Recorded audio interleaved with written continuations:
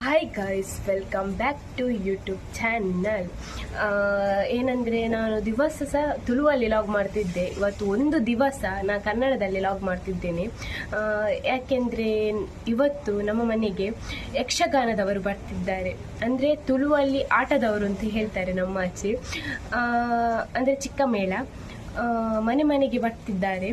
ಅಂದರೆ ಇವರು ಮಳೆಗಾಲದಲ್ಲಿ ತುಂಬ ಬರುವುದು, ಮಳೆ ಇರ್ತದಲ್ಲ ಅವಾಗ ಬರೋದು ತುಂಬ.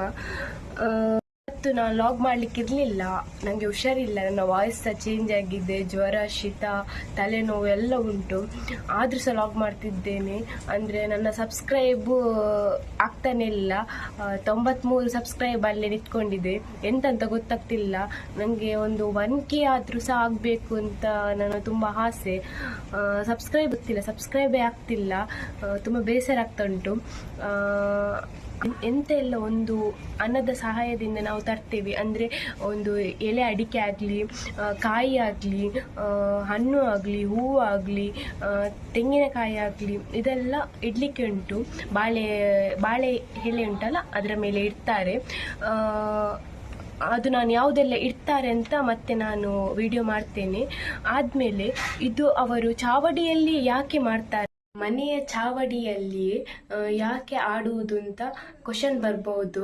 ಯಾಕೆ ಅಂದರೆ ಒಂದು ದುಷ್ಟಶಕ್ತಿಯನ್ನು ನಾಶ ಮಾಡಲಿಕ್ಕೆ, ಹಾಗೆ ಕಲ್ಯಾಣ ಭಾಗ್ಯಕ್ಕಾಗಿ, ಮತ್ತು ಮನೆಯ ಅಭಿವೃದ್ಧಿಗಾಗಿ, ಹಾಗೆ ಮೃದಂಗದ ನಾದದೊಂದಿಗೆ ಸೌಲಭ್ಯಗಳು ಕೂಡಿ ಬರುವ ಸಂಪ್ರದಾಯ ಮೊದಲಿಂದ ಕೂಡ ಇದೆ. ಹಾಗೆ ಅವರು ಮೊದಲಿಂದ ಸಹ ಚಾವಡಿಯಲ್ಲಿ ಅವರು ಹಾಡುವುದು.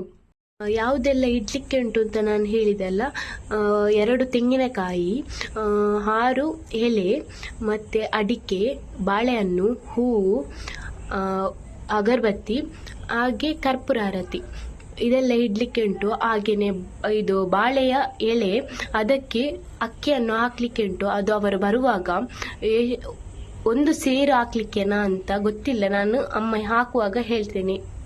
ನಾನು ಹಾಗೆ ಹೇಳಿದೆ ಗೈಸ್, ನಿಮಗೆ ಬಾಳೆ ಎಲೆಗೆ ಅಕ್ಕಿಯನ್ನು 1 ಸೇರು ಅಕ್ಕಿ ಅಂತೆ, ಅದರ ಮೇಲೆ ತೆಂಗಿನಕಾಯಿ, 4 ಎಲೆ ಮತ್ತು ಅಡಿಕೆ ಅದರ ಮೇಲೆ ಈಗ ಇಟ್ಟಿದ್ದಾರೆ. ಮತ್ತೆ ಬರುವಾಗ ದೀಪವನ್ನು ಉರಿಸಲಿಕ್ಕೆ ಉಂಟು.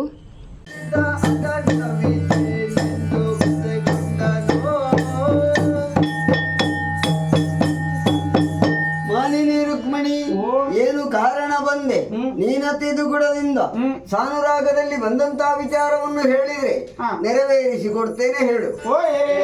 ಲಾಲಿಪುದ್ದು ನಾನು